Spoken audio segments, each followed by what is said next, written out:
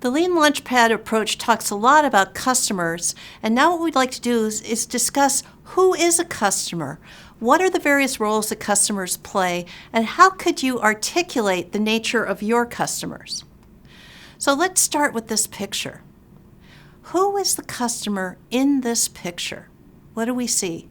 We see a little girl whose eye has been caught by a box of something on the shelf.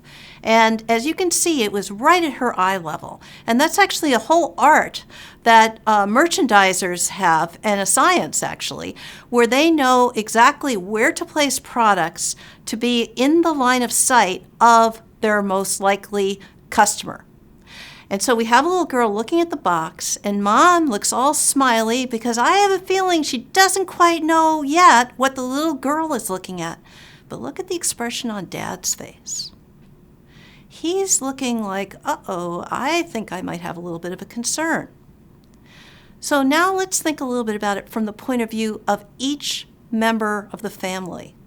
What might the little girl want? What might the mother want? What might the father want?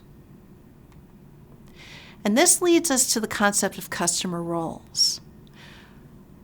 In most purchase settings, it's not just one person who makes the decision and then uses the product. It's usually a mix of people. And so we could argue that the little girl's eye was caught by this box of treats, whatever it is, because she's the end user. She's the person who it is whose tastes it is directed to. But I don't know about you, but most little girls I know don't have enough money to just buy something at the store. So somebody else is paying for this. Somebody else is the payer. And it might be Mom, it might be Dad. In my household, it's my husband who loves to use his phone to touch the point of sale thing at the cash register. And the payer may or may not be a decision maker. In many corporations, payers are purchasing departments or committees of various types, while the decision maker might be somebody more senior than all of them to whom they make a recommendation, and then the payers actually take care of the mechanics of the purchase. So in this particular case, the payer might be Mom or Dad. The decision maker might be Mom or Dad. Most consumer goods people say that it's usually the mother that makes food decisions, but who knows in this particular case.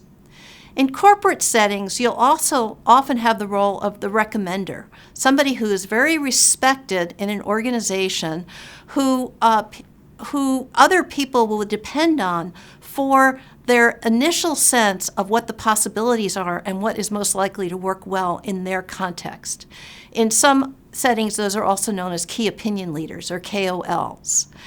In this particular case, where it's among the family, there may not be an obvious recommender unless the little girl had a friend who mentioned this product to her. But a lot of times you'll see this in more corporate businesses, or you'll see roles layered on to the same individual. So this little girl may be both the recommender and the end user.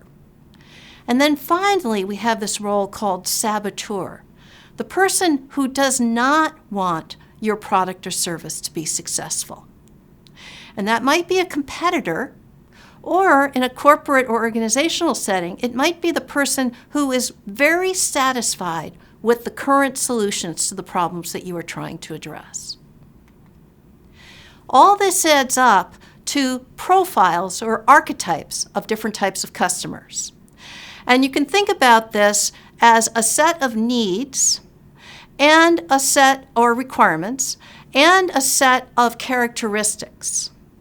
Those needs might be functional, like how should the product work? How much money should I save? Things like that. They might be social, like to what degree does this product or service give me more status? So for instance, there are companies that want to be seen as cutting edge or want to be seen as socially responsible. And then there's also an emotional component. And this is where branding comes in, where people are interested in the story behind a product or service or a company. But it may also be about their interaction with whoever is selling their product or service to them. That all adds up to a set of behaviors and requirements. And those are great in terms of how you design your product and how you interact with your customer, but they don't necessarily help you a whole lot in terms of how do you find the customer or how do you size the market. And that's where you try to correlate those behaviors and requirements with demographics and psychographics. And demographics are objective information. And we have listed here the kinds of demographics you'd see for people: age, location, money or income or wealth. But you can also have demographics for companies or government agencies. So the geography, the location, or the size of the organization would be two examples. The psychographics are about values, beliefs, and aspirations, which are often correlated with different kinds of demographics. And there's a fair amount of market research that you can find that shows if you are going after people with certain values, beliefs, and aspirations, then they are most likely to have a certain set of demographic characteristics that you can then target in your marketing efforts and also in your pricing decisions. All of this adds up to a profile or an archetype. The customer that sometimes people even give names to, or persona is another term. And as you do all your customer interviews, those patterns will start to emerge, and it becomes a valuable exercise to constantly be updating your customer archetype across these 5 components: demographics, psychographics, behaviors, and requirements. And making sure, when you're talking about requirements, to include the emotional and the social, not just the functional.